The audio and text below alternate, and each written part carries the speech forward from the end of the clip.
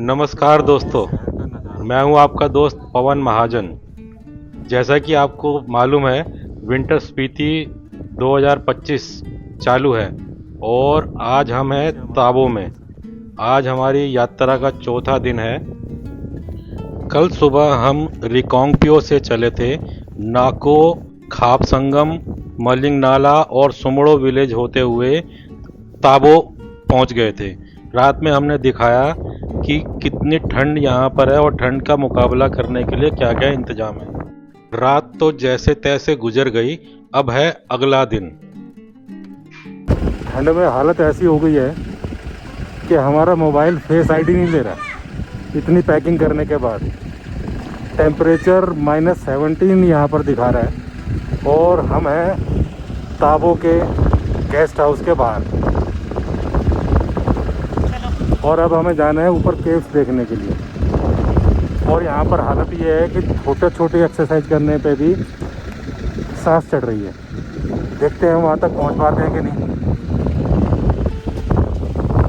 शायद 800 मीटर हमें जाना है और ये स्टेप्स हैं उसके साथ। जब हमें छोटे छोटे काम करने पर सांस चढ़ रही है तो यहाँ के लोग डेली रूटीन के काम करने में कितनी तकलीफ होती होगी, ये सोच के बड़ी हैरानी होती है। साथ ही इन सीढ़ियों पर सपोर्ट नहीं है, जिसकी वजह से बड़ी रिस्की हो जाती हैं। ये तो अच्छा है कि रास्ता बिल्कुल हमारे होम स्टे के सामने से ही शुरू हुआ था। रास्ते के नाम पर सिर्फ पगडंडियां हैं जो कि पत्थरों से भरी हैं और पांव जमाने में मुश्किल हो रही है। जहां हमें जाना है वो ज़्यादा दूर नहीं है और सामने ही दिखाई दे रही हैं। लगभग 10-15 मिनट पैदल यात्रा के बाद हम पहुंच गए पहली गुफा पर। बाहर से देखने पर ये कच्ची मिट्टी और स्थानीय पत्थरों से बनी हुई एक स्ट्रक्चर दिखाई देती है। एक नोटिस बोर्ड लगा है जिसके अनुसार यह साइट ASI द्वारा प्रोटेक्टेड मॉन्यूमेंट है और सामरिक महत्व का है। आइए अंदर चलकर इसको देखते हैं। यह एक कच्ची मिट्टी से बनी एक इमारत है जिसमें कई कमरे बने हुए हैं। ऐसा लगता है कि ये ज़्यादातर मेडिटेशन के काम आती थी। इस बिल्डिंग में अंदर देखिए, ये कमरे के अंदर काफ़ी अंधेरा है, पर इसमें रहने के लिए उचित व्यवस्था है। अभी हम जब यहाँ आ रहे थे तो रास्ते में बहुत ठंड थी और तेज हवा की वजह से ठंड का एहसास बहुत ज़्यादा हो रहा था। इस स्ट्रक्चर के अंदर आने के बाद ना तो हवा का एहसास हो रहा है और ना ही ज़्यादा टेम्परेचर का पता चल रहा है। ये एक बड़ा सा आंगन है जिसमें बैठने की जगह है और ये छत में एक विंडो छोड़ रखी है रोशनी और हवा के लिए। ऊपर देखने पर ये झंडियाँ जो लगी हैं, आप देखिए कितनी हवा तेज चल रही है यहाँ पर। लेकिन जैसे ही हम इसके अंदर आ जाते हैं, ये छत है इसी मॉन्यूमेंट की,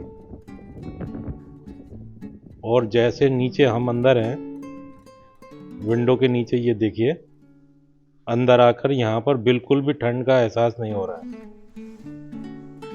मॉन्यूमेंट से बाहर आने पर हमने देखा कि पहाड़ पर कुछ छोटे छोटे गुफाएं खोद कर बनाई गई हैं। ये गुफाएं काफ़ी संख्या में यहाँ पर हैं।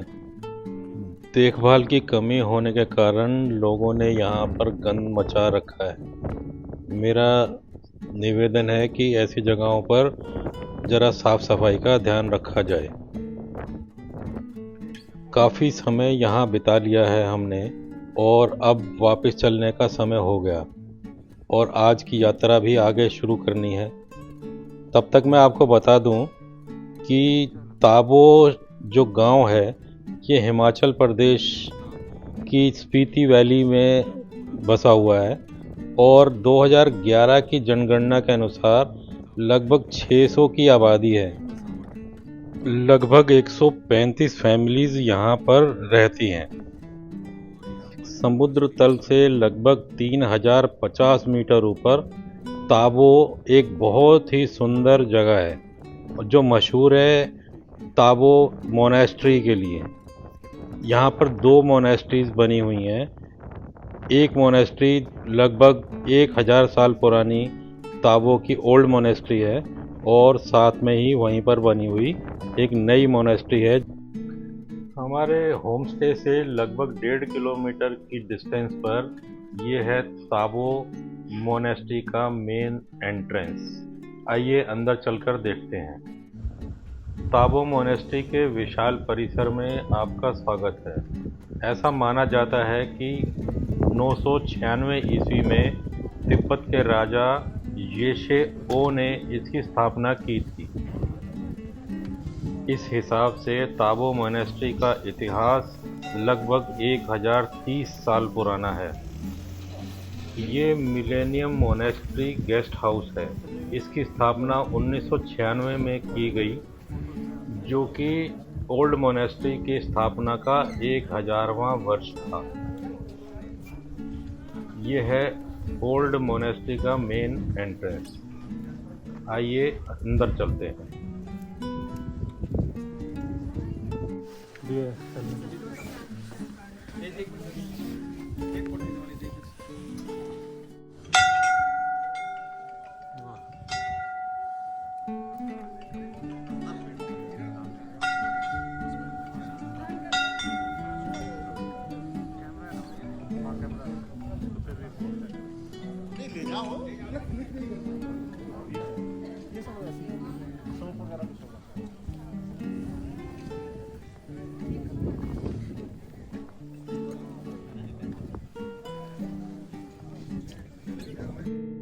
दोस्तों, ये ओल्ड मोनेस्ट्री परिसर है जिसकी स्थापना लगभग 1000 साल पहले राजा येशो ओ द्वारा की गई थी।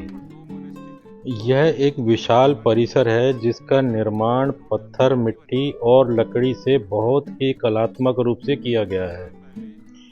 इस मठ में 9 मुख्य मंदिर, 23 स्तूप, कई मेडिटेशन रूम्स, भिक्षुओं के रहने के कमरे हैं और धार्मिक पुस्तकें भी रखी गई हैं। मुख्य मंदिर में फोटोग्राफी अलाउड नहीं है।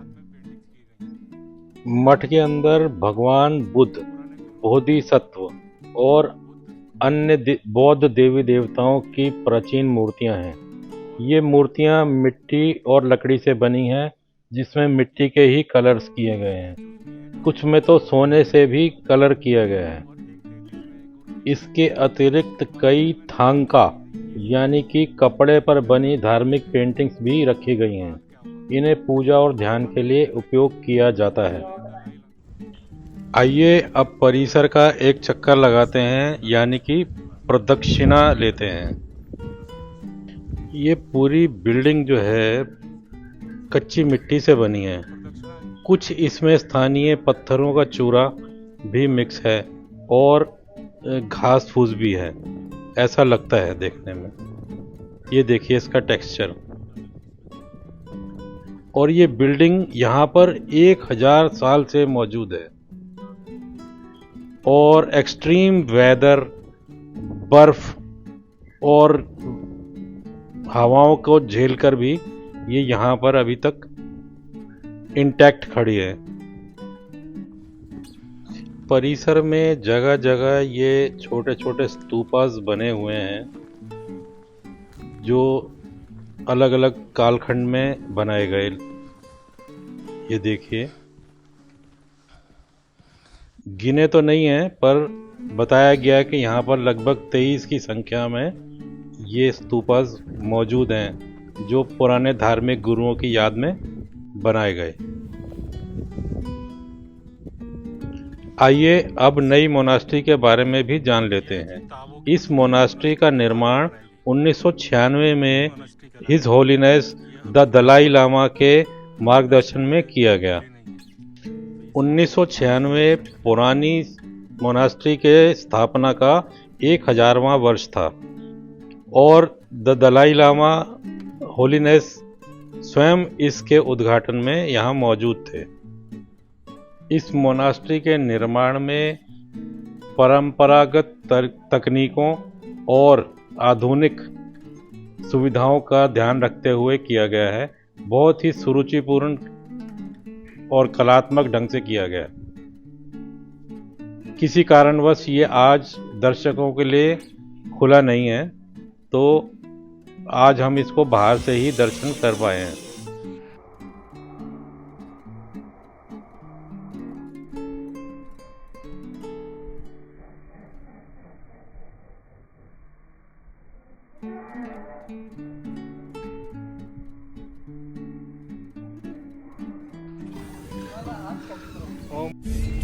तो दोस्तों निकल पड़े तागो से धनकड़ की तरफ।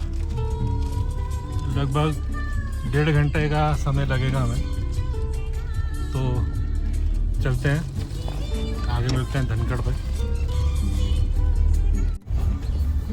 आज हमारे पास देखने के लिए बहुत कुछ है और वीडियो बहुत लंबा हो गया है, तो इस वीडियो को यहीं पर समाप्त करते हैं। आगे मिलते हैं दूसरे वीडियो में।